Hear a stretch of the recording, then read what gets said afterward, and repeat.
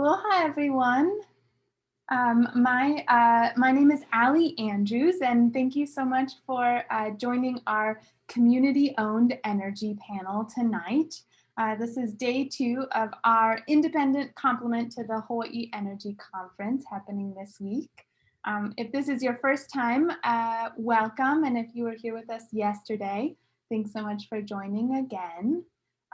As I mentioned, I'm Allie Andrews, founder of Shake Energy Collaborative. It is my great honor to work with a bunch of the folks that you're about to hear from this evening. I'll be moderating this panel planned for you guys about community-owned energy, which is very close to my heart.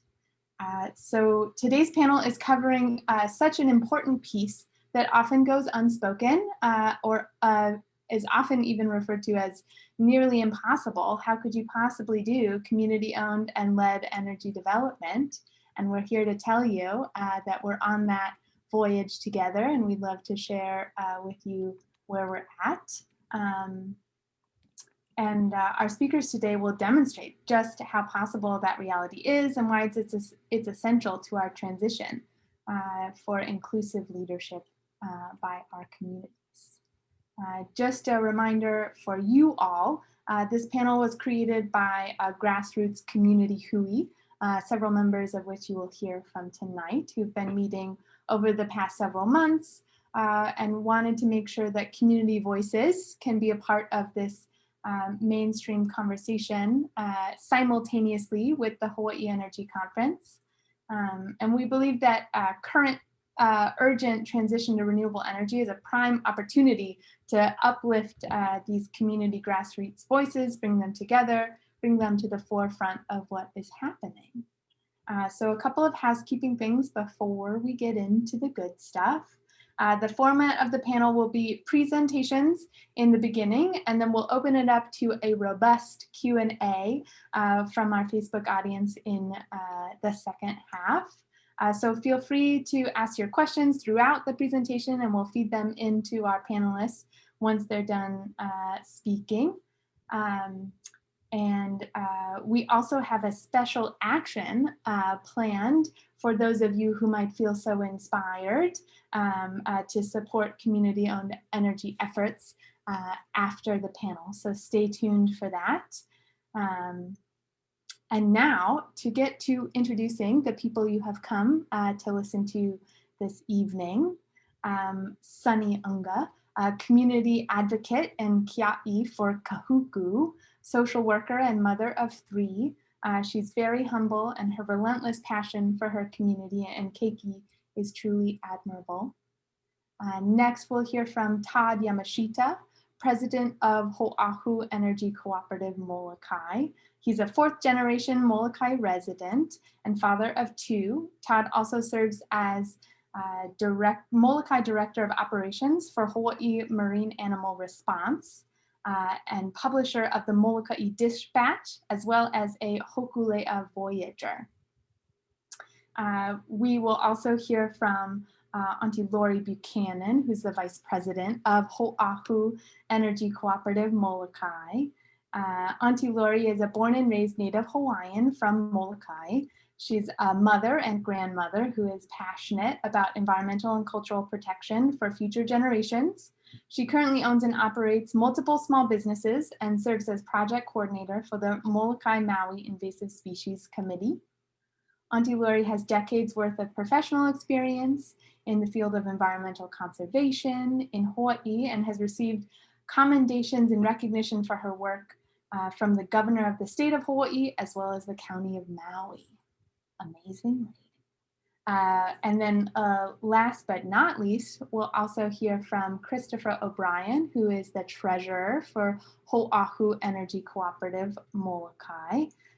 Originally from North Shore, Oahu, Chris also serves as the Director of Admin and Development for Sustainable Molokaʻi, a grassroots nonprofit organization committed to restoring the island's health and abundance, seeking and supporting local agricultural and renewable energy resources from the island for the island. He also currently serves and has served as an accountant, financial, and compliance manager and business financial consultant to multiple nonprofit businesses on Molokaʻi, as well as serves on a number of nonprofits, bringing all of that mana'o to the co-op.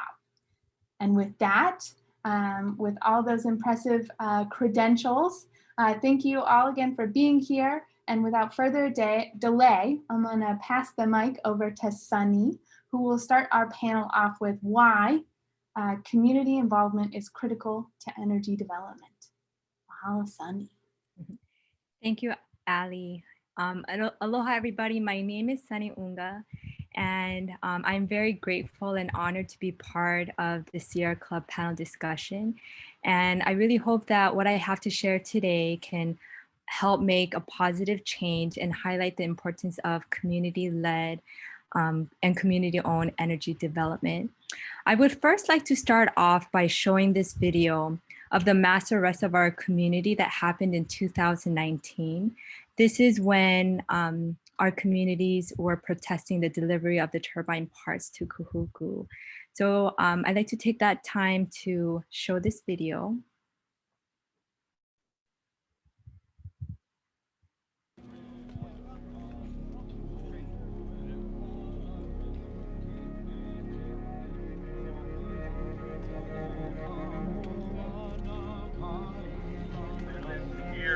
In violation of a state or county law. You all must leave the area now or be subject to arrest. This is your second warning. What side are you on? It's on our side. Have aloha. Have fun. We know you're trying to feed you guys family. And we know we're trying to do the same thing. We love you guys still. No matter what. Go home! Go! Never! Ever! Che, you guys people! Created Judah in the kingdom of Hawaii and you guys use this against us? What kind that? What kind is that? The kingdom will create a police department, a Hawaiʻi electric, a park system, and you guys use the same system that the kingdom will try to create for people against us. What kind is that? What kind is Heva that? Heva. Push. Kalamai. We're out here and make them work. Do not make them be arrested for them. So we are here this morning fighting for everyone that is holding space. So I ask all of you guys to say in kapu aloha if you are willing to get arrested tonight. Do not resist. If you have to, no hoi lalo. Don't walk, let them carry you. That's right.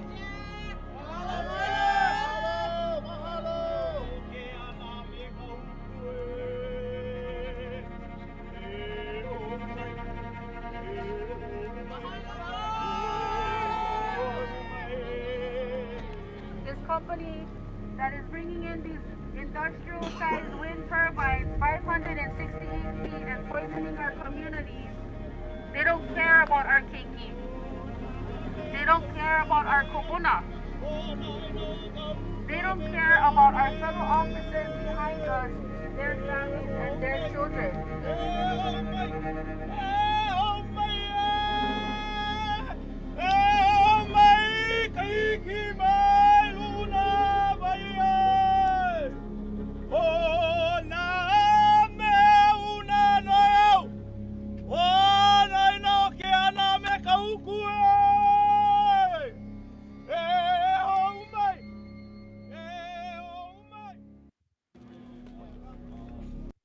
Next slide, please. So our community chose civil disobedience as a last resort, and the number of arrests was actually at the end over 2.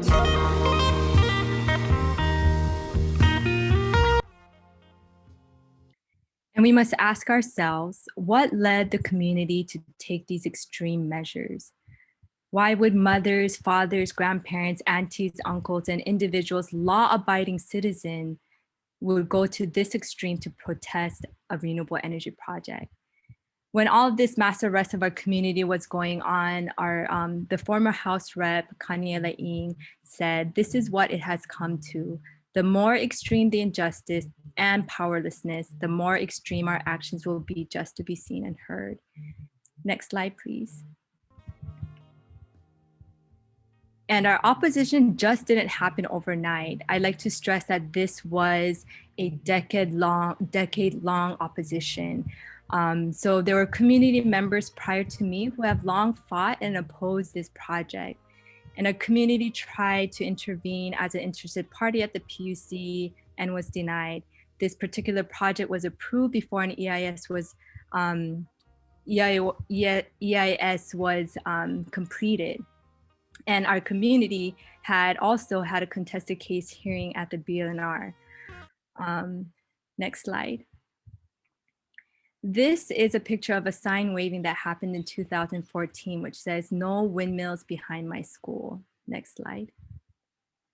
And in 2015, another one, "No more turbines." The next slide. And this is also a picture of the contested case hearing at the BLNR. Next slide. So too big, too close.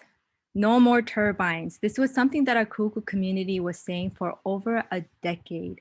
And despite all efforts to intervene and oppose this project, we ended up still with this project too big, too close, right behind our Keiki school.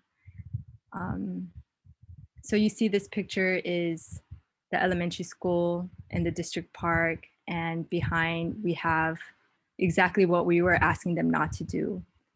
No more turbines behind our school. Next slide, please. Another picture of our community with these turbines. And if this wasn't enough, the developer applied for 2 variances so they can put these turbines even closer than the already severely inadequate setback law. And the DPP approved to have these turbines 284 and 275 feet from property lines. And I myself have attended many meetings following the efforts of our previous community leaders. And I too faced the same disappointment and discouragement because our testimonies and voices at the end did not make any difference. For example, we submitted the most comments that any PUC docket has ever received in its history, and it was over 700 comments. But even that effort, even that amount of testimony and comments did not make a difference. Next slide. So Napumakani is a prime example of a renewable energy project that was done wrong. This project is a reflection of a bigger systemic issue. It is a representation of the broken process and the need to change how we move forward as we transition into a cleaner energy economy.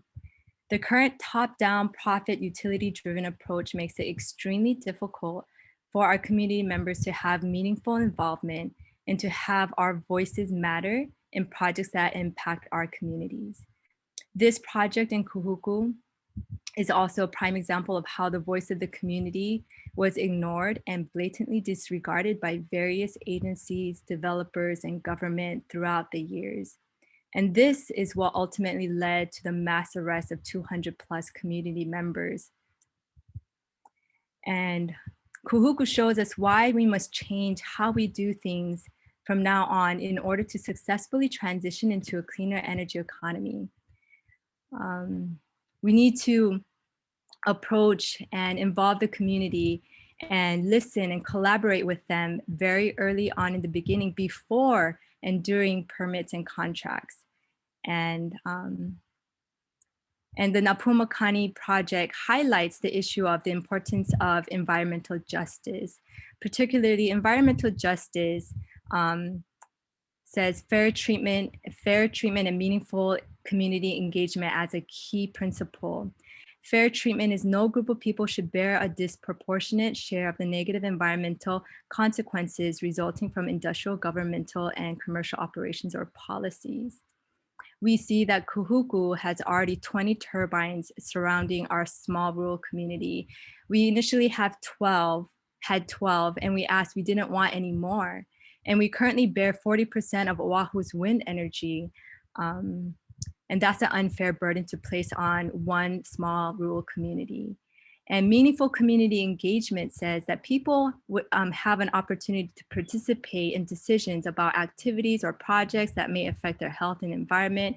The public voice can influence the regulatory agency's decisions, communities' concerns will be considered in decision-making processes, and decision makers will seek out and facilitate involvement of those potentially affected. And as we can see, none of this happened for our Kahuku community. And no matter what our community said, it didn't matter, and it had no influence on decision making. And we ended up with a project too big, too close, right behind our Keiki school and close to our residential community. And we learned from this experience that community consent must be a priority. And in order for Hawaii to reach its 100% renewable energy mandate, we understand that more renewable energy projects will be needed. And we must learn from our experience in Kahuku of the importance of having community support, community-led, community-empowered projects. Next slide, please.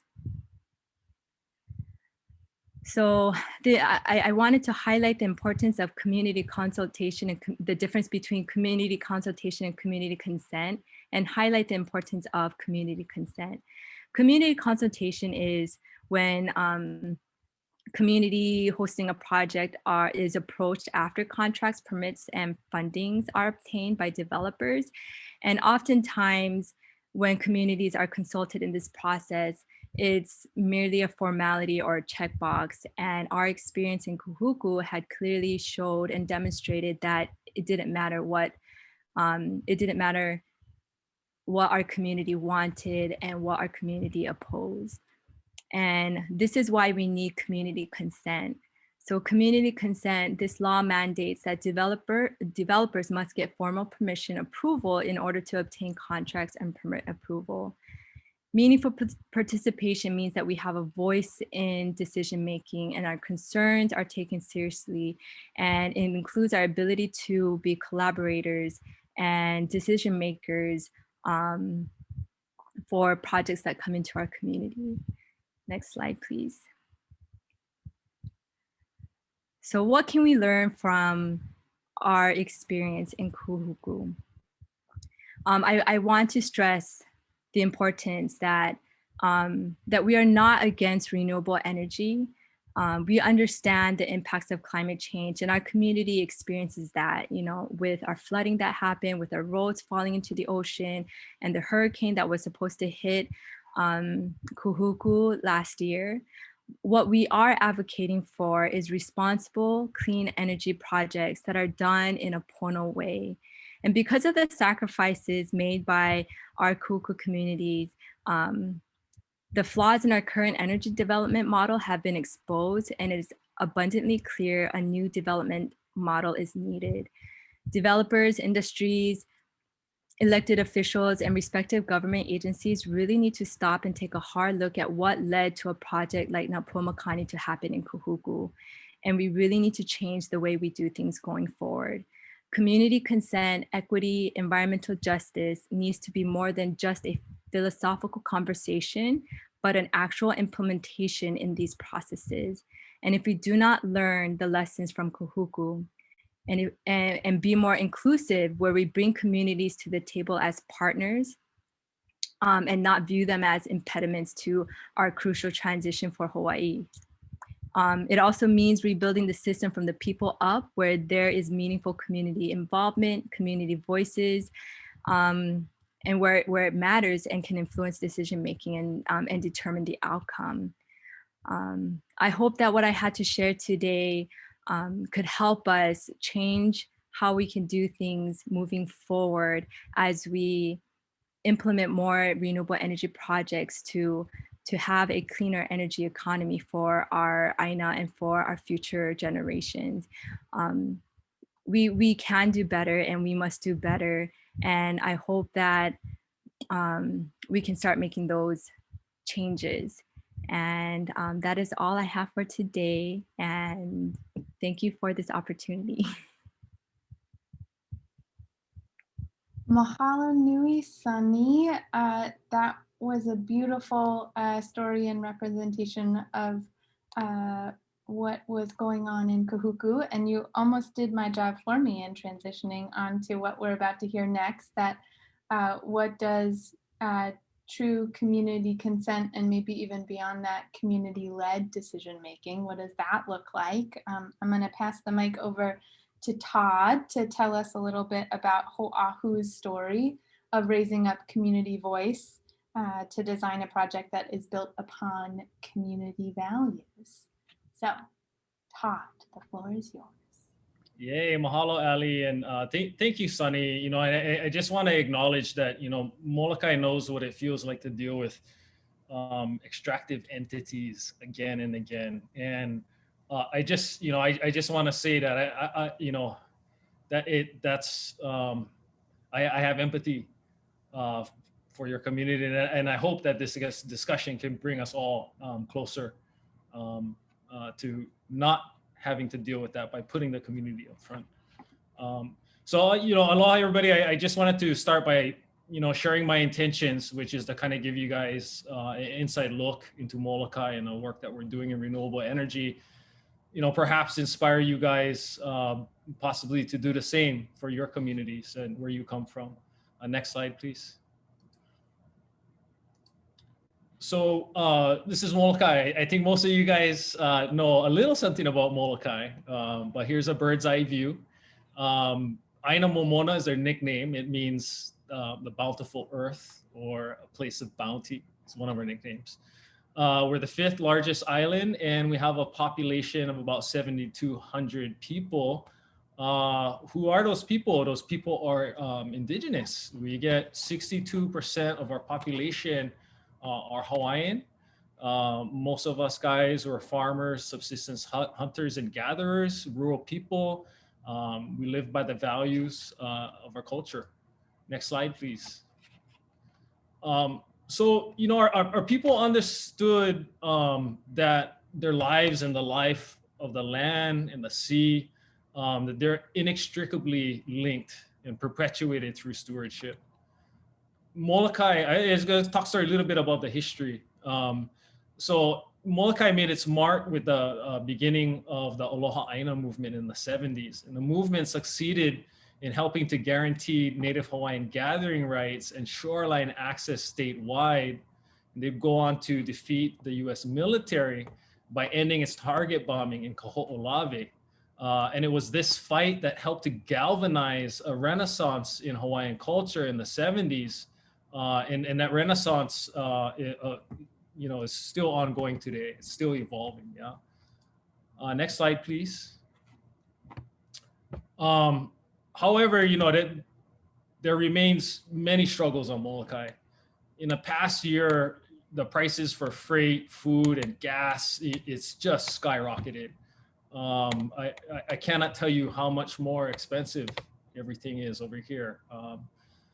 And also the lack of the economy too. In terms of energy though, you know, Molokaʻi people per capita, we use the least amount of energy per person. You know, we're very frugal with our energy usage, and a lot of that is not by choice. Yeah, it's so as you know, people who use the least amount of electricity were rewarded with the highest electricity prices. So for a community where most of our population is low to moderate income, you know, our relationship with energy right now is that of oppression. You know, and I'm only partially employed. My home is in forbearance, but you know, compared to a lot of people, you know, I'm doing good. I'm doing fine. You know, but it's tough over here. So you know, we learn from our next slide, please. So we learn from our kupuna to protect the things that we love. And at the center of this is our community, our friends, our family, you know, the people who we love, yeah. And so the question isn't whether we should act or not. You know, to honor our kupuna, the future generations, we must act. We've got to push back against oppression. And so, you know, sovereignty is really for maybe this is more of myself just talking, but sovereignty, you know, is freedom from oppression. That's what it means to me. You know, and energy justice is just one of those paths towards sovereignty. We see the sun, the wind, and other energy sources in the public realm. You know, these things should benefit the communities and the future generations that steward and safeguard these vital resources. Energy justice for us means that our relationship with energy is inclusive and complementary to a healthy community and environment. Next slide, please. A return to abundance. Yeah, so, you know, we've been really lucky in the past 10 years. No more major controversy, no more major attempted developments. Now for about 10 years, yeah. So in this space, you know, we've had the time to ask ourselves, what is the path back to abundance? How do we honor the hard work our kupuna have done to keep our open spaces and vibrant culture? How do we transition from being reactive, you know, to all of these outside forces? How do we transition to a space that's more reactive? Next slide, please. You know, and we look to Mauna Kea, we look to Kahuku, Standing Rock. We look at how energy and science, they have a responsibility in putting their communities up front, you know, at the top of the process. We realize that there is no justice without equity, and that flipping the script from extraction to empowerment is the only way forward. Molokaʻi, we're taking the reins of our energy future by embracing a grassroots cooperative model that's kind of new to Hawaii's growing renewable energy market. We are a consumer-based cooperative that is community-led, community-focused, and we are currently defining what it means to be truly community-owned. Next slide, please. So talk a little bit about CBRE real quick. So community-based renewable energy, or CBRE, is an energy program that was created so that grid scale energy projects can directly benefit communities and in the way of subscribership. So last year, HECO announced 2.75 megawatt CBRE project for Molokaʻi, which is about 20% of Molokaʻi's energy needs.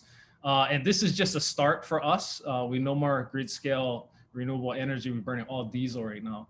So our volunteer community group, our energy group, you know, we've been meeting for years now, but this gave us an opportunity to formalize as a co-op in order to bid on the project on behalf of our people. So by taking a role of the project leader, the nonprofit co-op can drive more value and cost savings for the subscribers and reduce energy costs by hopefully 10% or more for over 1,000 households. Next slide, please. So Hoʻāhu means to compile, to collect, to gather, to lay away, to store. As future farmers of the sun, our Hawaiian practitioners gifted us this beautiful name and the spirit that comes with it. And this just tells us a little bit about how we're grassroots and volunteers and, you know, our mission and whatnot. Next slide, please. I want to kind of call out, you know, Hoʻāhu's success is right now is being determined by our ability to engage and inform our community, as well as take on energy partners that share our values and empower us with the expertise and tools we need to compete with these technical projects. So Shake Energy Collaborative is a woman-owned public benefit corporation, energy developer. Shake partners with community groups in Hawaii and California to develop community design, community-owned clean energy. And Shake is Ali, our moderator. Thank you, Ali.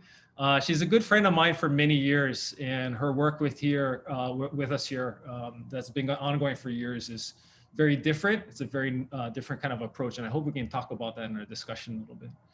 Mana Pacific is our other partner, and they're also a social impact and benefit corporation, and they develop scalable island resilience projects in Hawaii and in 22 Pacific Island territories and counties. And they're helping us prioritize project details that, you know, truly honor our community. Next slide, please. So one of the other things we're doing is we're partnered with the county, Maui County. They're empowering us through a little bit of funding, and we're creating workforce development. And so basically, we want to be providing energy training and certification opportunities so that Molokaʻi's energy future will be inclusive of our kids, our youth, our local workforce. We can use guys here on Molokaʻi. Next slide, please. And yeah, so together, this is just a picture of our site. This is kind of a sketch. This is nothing concrete over here. This is our Pala'au site for the 2.5 megawatts that we're planning to build, to hopefully win the contract and build on behalf of our community. But together our challenge is to navigate a dialogue with the utility, the public, the Public Utilities Commission, so that this project includes increased community benefit. We need to build a cost-effective project that's balanced with equipment and technology that is the least damaging to our planet. And so this is an ongoing conversation that we have with our community. And I just kind of did the math a little earlier today, driving around thinking about this talk. And, like I said, we've been meeting for years, and, there's at least 6 of us. We meet at least, 2 to 4 times a week, 2 to 4 hours a meeting. And, it's about 1,000 hours a year of, kind of community discussion and meetings, and just gathering information and insight, both from professionals and from community members to help put this thing together. Yeah. Next slide, please. So yeah, what is next? This journey goes I hope this journey goes beyond Molokaʻi. We share a broader goal of increasing energy independence and resiliency and equity for communities around Hawaii and beyond. There are CBRE projects being announced around the state, and we hope that you will join the kuleana of building an energy future that is built on justice on behalf of your own communities. So please join our ongoing energy justice statewide dialogue, and I look forward to meeting you guys there. Right on, you guys. Mahalo. Mahalo nui, Todd. Beautiful presentation of our work together. Love to see that. Just a reminder for folks in the audience, please share any questions you guys have for these wonderful panelists in the chat on Facebook. In the meantime, I get to ask the first question. My question for you guys is, can you share with us your why for community-owned energy? What do we gain by doing it this way, by doing it bottom up rather than top down?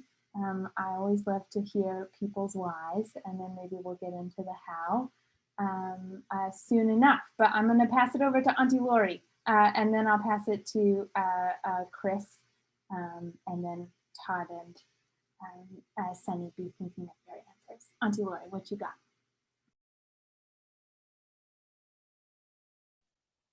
Auntie, you're on mute. I just unmuted. Goodness. Thank you, Ali. And I wanted to thank the Sierra Club. You had to start with me, and I gotta be really honest. I was crying all the way up to about a second ago because of Sunny's presentation. Sunny, what a way to start to talk about energy by seeing how our communities are affected on the ground. It brought back a lot of memories of growing up as a Native Hawaiian in Hawaii. My friends often told me, oh, living in Hawaii, you guys, so nice, it's cruising, you no more stress on Molokaʻi. And I have to reply and tell them I live in stress from the day I was born till now.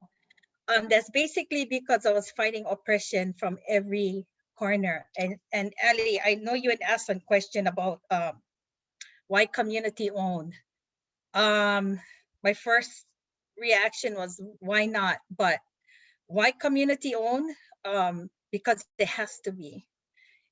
Because who else but your community is tasked with the kuleana of taking care of your resources, of taking care of your neighbors, of taking care of the resources which you live in. And so you're responsible. You're responsible for the wind, the sun, and all of the energies that are renewable energies and that we harness. But of course, the communities have to lead these efforts. We cannot leave that to persons and organizations that don't understand the culture, don't understand the importance and reciprocal love relationships between Aina and the people. And I don't want every generation to come to feel the trauma of having to go through stuff like you just saw in the beginning. How traumatic to our children to have to experience that. So, did you ask your second question? I know you said that there was questions about why community owned, and I just said because it has to be. Yeah, anything short of community owned is not acceptable. And so I hope every community out there rises up to own all of its projects within its boundaries. So I'll give Chris a chance to answer. Otherwise, I'm going to get down that rabbit hole.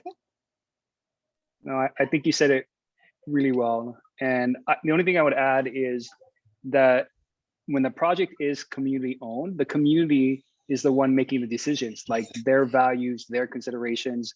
Those are the things that they can guarantee are going to happen for that particular project. Because look at just what happened in Kahuku. Because it's an outside developer, they didn't care what the community had to say about the placement of where that wind energy was going to be, or even if they didn't want it at all. In the sense of what we're doing here on Molokai is from the very beginning, we're saying we outline like these are the things we care about and these are the things we want to see in our renewable energy projects. And we're actively moving forward to make those things realities. You know, one of the things that we have often talked about from the very beginning, and Todd mentioned it, is that we wanted to make sure that the technology that we were bringing in was environmentally sound and it was not hurting other communities outside of Hawaii, wouldn't hurt our community. And also ethical consideration, like who we're getting the technology from, like how are they treating their employees? You know, are there human rights violations?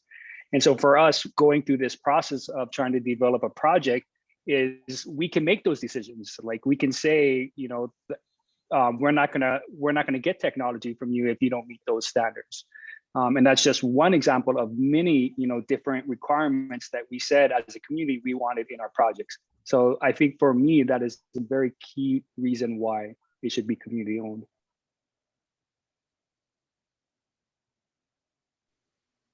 Beautiful answers, both of you. Sunny and Todd, either of you have something to add about what do we gain by doing it bottom up versus top down, community owned?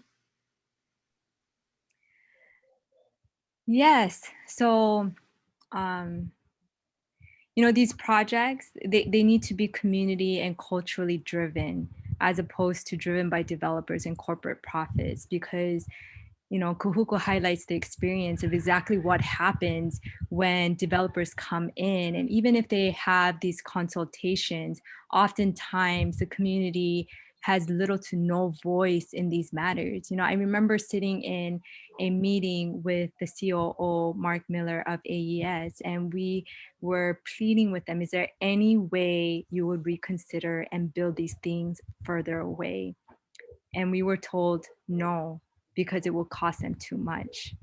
So we have this challenge where when corporate interests and developers come into the community, it is extremely difficult, especially with the current broken system, to have our community's voice have influence in our decision-making processes. Unless things change starting tomorrow and we can do things better in the Pono way, then, you know, things might be better. But quite frankly, it's really difficult for outside developers to come and really listen to what the community wants. You know, from what I heard from previous community leaders that had fought this project, they have said, we don't want any more wind here in Kahuku.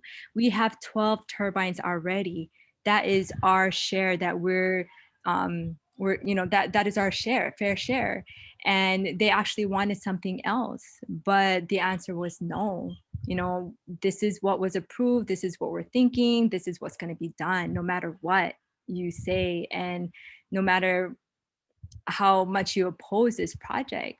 And so, you know, if you're truly wanting to have projects that are designed to encourage resilient communities and an equitable distribution of, you know, these energy projects, like we really need to talk with the communities. Like it needs to start with the communities, and in order for these, you know, for these projects to happen in a Pono way, like it needs to be the process needs to be transparent, it needs to be open and easily accessible to the public. And there's no better way to have this when we start with the community, when it's led by the community and it empowers the community. You know, Kahuku, we have these turbines that feed the grid elsewhere. There's really no benefit, you know, from these turbines. And so if we have these community-owned, community-led, community-empowering projects, you will have more support, you know, and it will benefit the community. That's what I wanted to share. I just want to jump in on that too, just to say that, you know, it's technically totally possible in today's day and age to include the community, you know, to have them up front, for the community to not just be engaged, but to co-design the energy systems that are going to provide resiliency for them and their families. You know what I mean? It's, you know, it's technically possible. And so I feel like Molokaʻi really has to succeed, you know, to say, hey, this is a just way of doing things, and it's the way we should do things. Anyway, that's. And I would just like to finish this talk or this question with saying that's one of the reasons why we formed as a nonprofit cooperative, which was we knew that you know, like for-profit companies, you know, they have their system and they work in certain areas, but for us, it doesn't work for energy. And, you know, there are so many externalities to these energy projects that for us, we wanted to consider, like workforce development, like a private developer isn't going to come in typically and pay people to train them. They're going to hire already trained people from someplace else and not from our community. And so that's one of the reasons why we formed that way, was so that these different things that we valued, we could take our profits from the co-op and put it back into the community, so the community fully benefits. I love that. And I think that's a great transition to a question that we got on Facebook here around smart technologies, around concerns about potentially harmful technologies. And the question is, what role do you see smart technology playing in a Pono reciprocal relationship honoring community-owned energy future? I wonder if anybody from the Hoʻāhu side could speak to, like, how are we going about making technology decisions, and Sunny, maybe also if you can share how you guys view technology decisions, or would view future community-led decisions. Anyone have a thought on that? Well, I guess it would depend on how you define smart technology. I mean, you know, the technology that we're looking at right now for the CBRE project is not, I would say, like new technology. It's technology that's been around for a while, and it's been constantly incrementally improved over the years, because we are planning on doing a solar panel project with battery storage. For us, what is a topic of conversation that's come up recently is the type of battery that we use, so that we can get something that's safe, because, you know, there have been battery fires like the one on the North Shore and in other places. If you're talking about, for example, like newer technology that's kind of not as widespread, you know, those are things we're talking about as part of Molokaʻi's energy future and how we can play a role in that. The one example I'll give is creating smart virtual power plant networks, where we link up homes that have battery storage, and we allow them basically to tie them together to create like a smart power plant. And that's one way to get away from relying on huge utility scale projects for the entire island's energy needs, but instead diversifying where the energy is concentrated and making our grid more resilient. So if you're talking about that type of smart technology, yes, that's kind of something we're seeing on the horizon, but something that's not, we're probably not going to implement within the next maybe 5 years or so.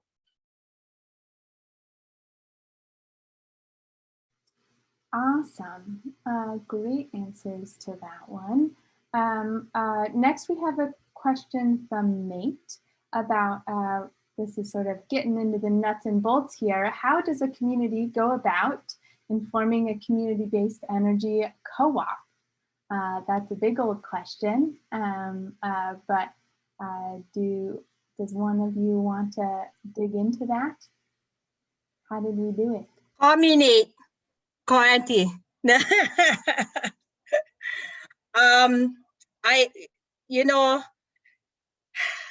We just jumped in when we made up our mind.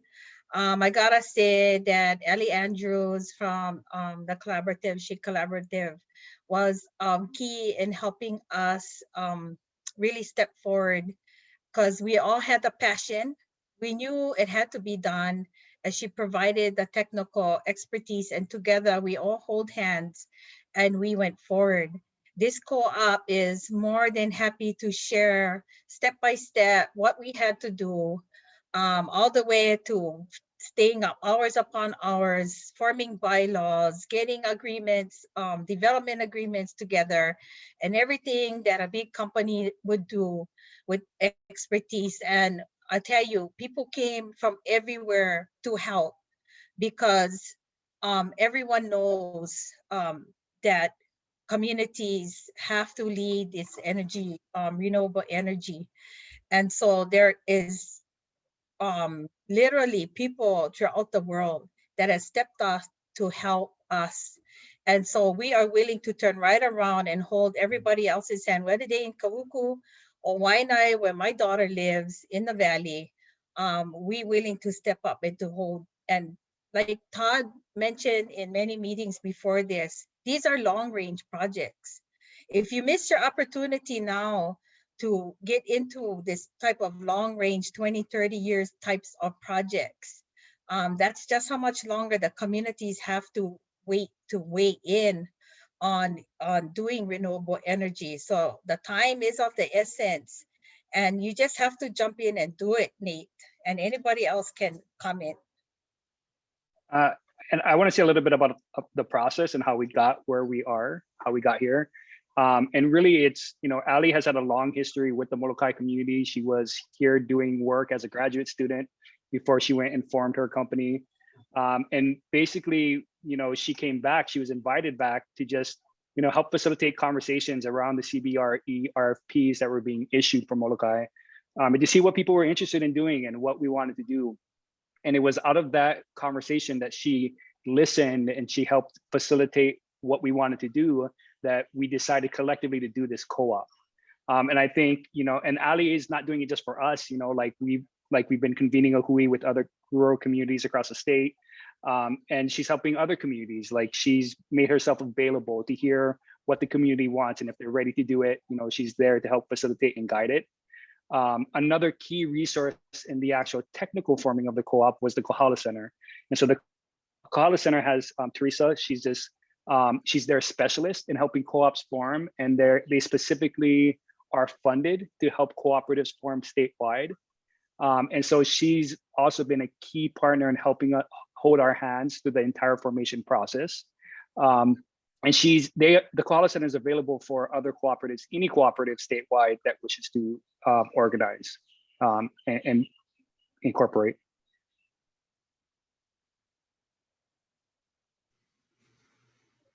Beautiful how to start a cooperative.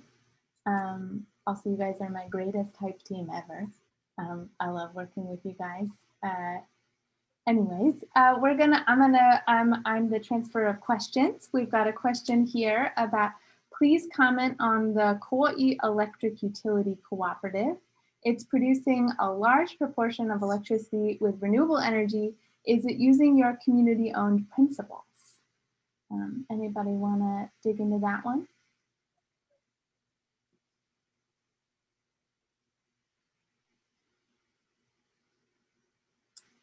Auntie Laurie will respond only to say that we do have a member, a board member that is really familiar with how KIUC runs the utility on the island of Kauai.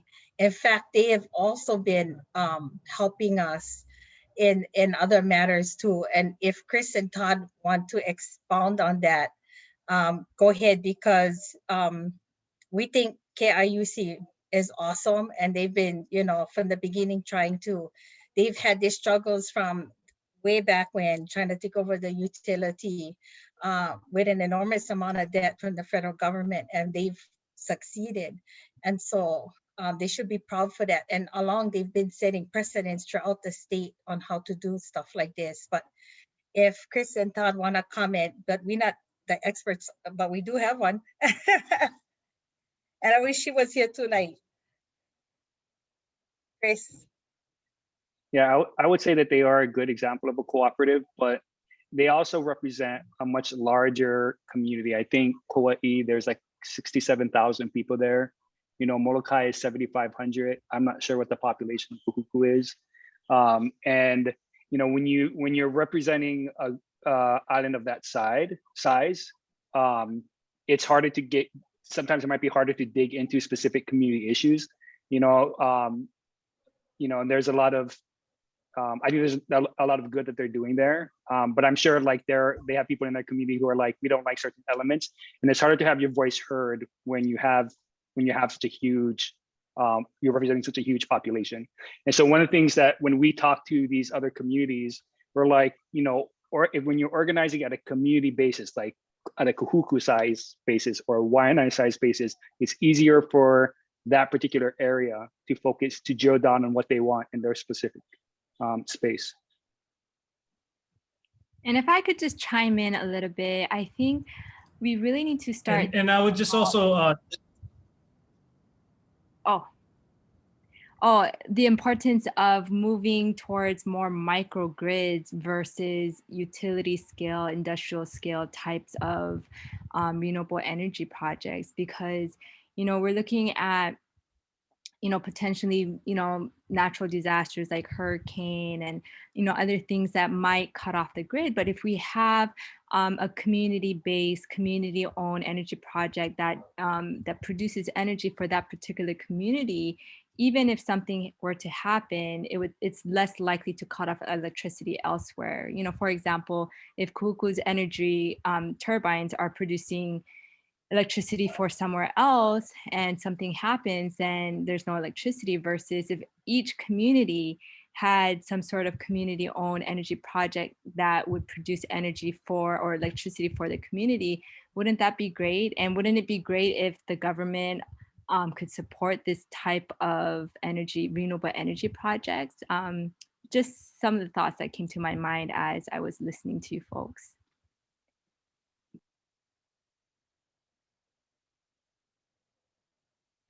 Todd, do you have something to add? My internet's like, of course, unstable. So let's take the next question, please. Roger that. All right, the next question is around CBRE. What is this acronym? What does it mean? What is it about? I will explain what the acronym is, and then maybe Todd, can I pass it over to you to explain what the policy is? The acronym stands for Community-Based Renewable Energy. It's called a few different things in a few different states. Sometimes it's called community solar. Sometimes it's called shared solar. Hawaii calls it Community-Based Renewable Energy, or CBRE. And Todd, what's it all about?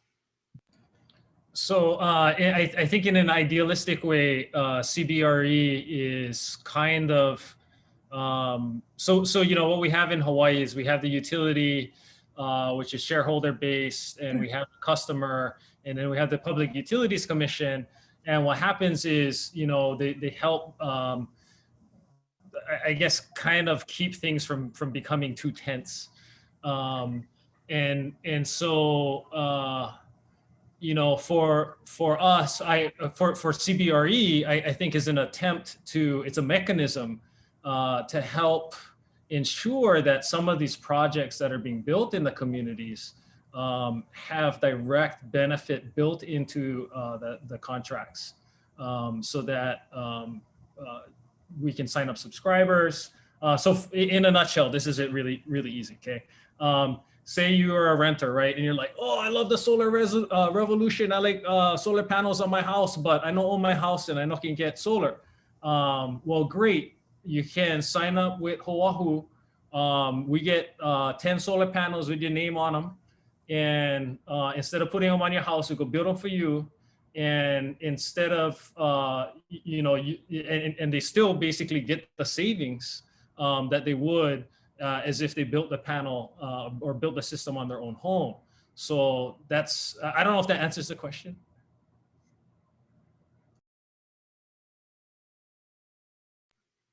I think you did a beautiful job of explaining a very complex thing. Auntie Laura, you came off mute. You got something to add? Well, CBRE, you know, we grumble, not grumble, okay, let's say. So I don't have $30,000 to put solar on my house. And I never have $26,000 to install poles to my rural home on homestead that didn't have infrastructure. And so I saw CBRE as that component that was going to say, hey, to you low moderate income families, and just, you know, I felt like we needed help. And so the CBRE I thought was designed to help us low medium income people. And I hate to be referred to as low medium income person that needed help. And this is what CBRE was supposed to address. And so when we saw that, we stepped up.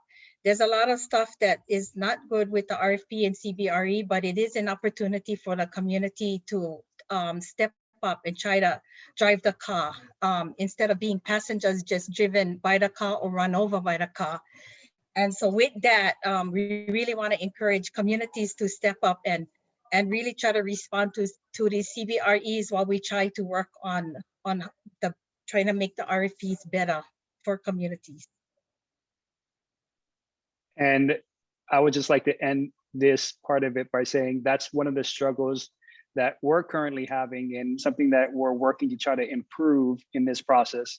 And that's, there's a little bit of struggle with Hawaiian Electric because, you know, the RFPs, that the way that some of them are being written, especially for Molokaʻi, there are many problematic aspects of them. And then we're also having to struggle against this weird situation where the PUC decided to allow HECO to, basically an RFP is a request for proposal. So HECO is issuing the RFP for developers to build a project, but they also approved HECO to create its own subsidiary team to bid for the same project. And so it's basically like the company is saying, give us a proposal, but we're also going to bid for the same proposal. And so that's creating a lot of issues for us in terms of whether or not there's a level playing field. Because for us, the intent of CBRE wasn't just to get subscribers that don't normally have access to PV, the same kind of savings. It was also to help decentralize some of this energy asset ownership. And you know, having HECO bid in its own project that it's going to be evaluating is so problematic for us. And it's one of the major issues that we're working on our side when we're working on this moving forward. And I just also want to add that, you know, when we were responding to these RFPs, you know, and working with our community and our professionals to respond in a proactive and community building manner, you know, we're not just doing it for the sake of ourselves. We're looking at all the communities in Hawaii, and we're saying, okay, if we can make one better RFP and a better system that's going to benefit us here on Molokaʻi, then can we help make a better system for the rest of the state? So you know, that does have a lot of responsibility that comes with it. But, you know, like the rest of our group said, hey, come check us out. You guys can copy and paste some of the work we did, and it make it a lot easier for you guys. So. I love that. And it's a beautiful transition to our call to action of how folks listening to this panel can get involved. I'm going to explain a little bit about the call to action and panelists. After I finish that, I'm going to be asking you each for a final nugget of wisdom to wrap up. So think about what that nugget is while I explain the call to action. All right. Well, before we part, I wanted to offer a really important action that all of you guys can take in supporting locally owned, community developed energy. Hoʻāhu has an upcoming status conference with the Public Utilities Commission, and we are hoping for some of your support. So the Sierra Club of Hawaii is facilitating this call to action. It's a letter that you can submit in support of Hoʻāhu and their attempts, as Chris and Todd explained, to try and rewrite the story to help community-owned, community-led projects have more success. So look for that in the chat, and then Todd or Chris or Auntie Laura, you have anything to add to that call to action and why that's important for us right now?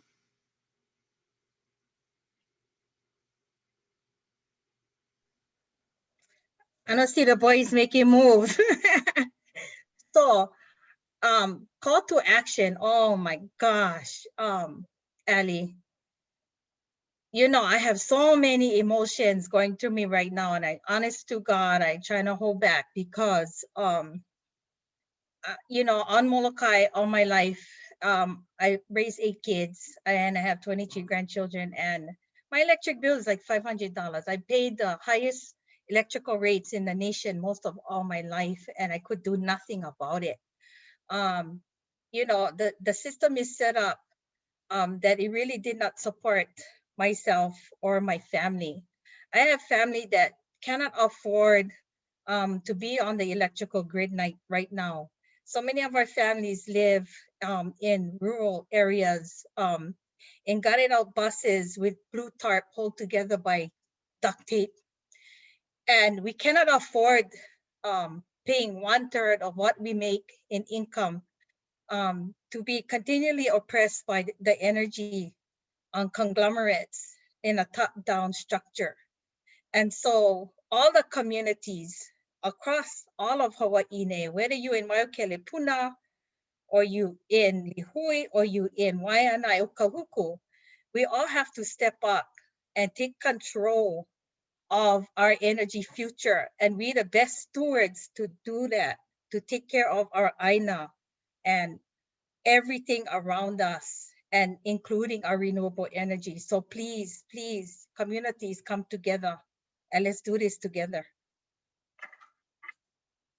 And I would just like to add, you know, if Molokaʻi succeeds, that's success for every other community going through these same issues and wanting to do this for themselves. And if another community succeeds, that's success for Molokaʻi.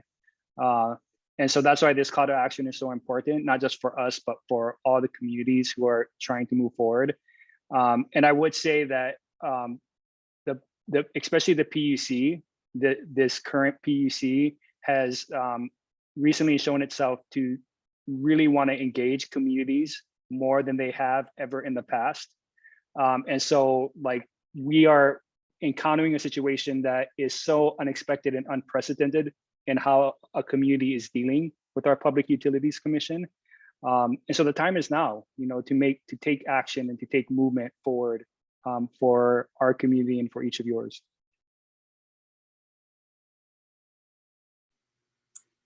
Beautiful. You guys explained the call to action with powerful nuggets of wisdom. Sunny, can I pass it over to you for your nugget of wisdom? Uh-oh, Sunny, you're on mute.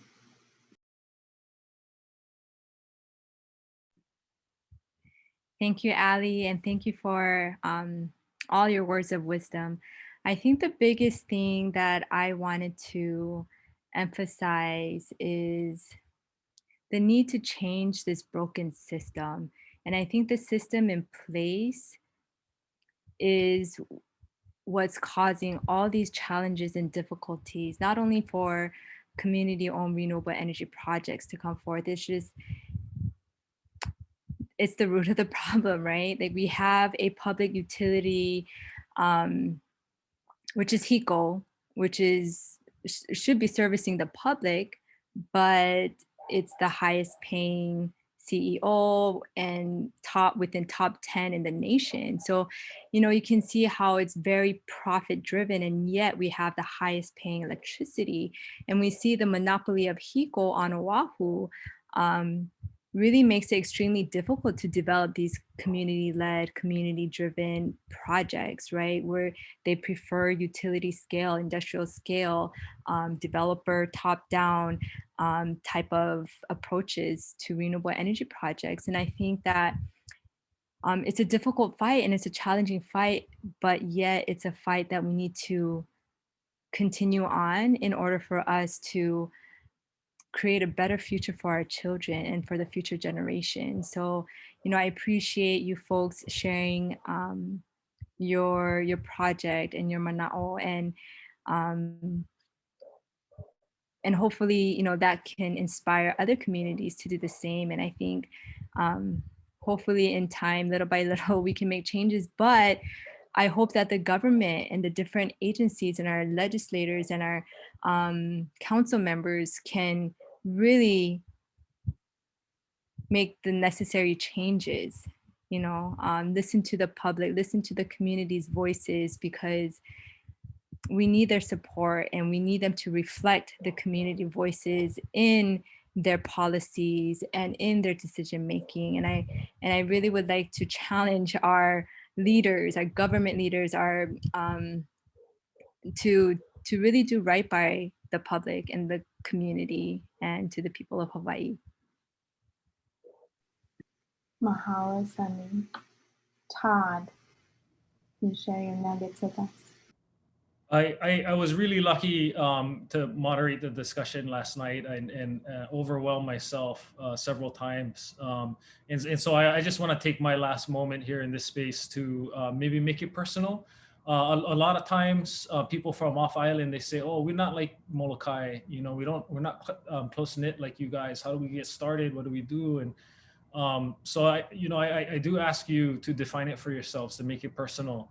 Ask yourself, what is your relationship with the things that you love, the things that are important in your life, whether they're places or things or people, and in that dialogue, I ask that you ask yourself, why?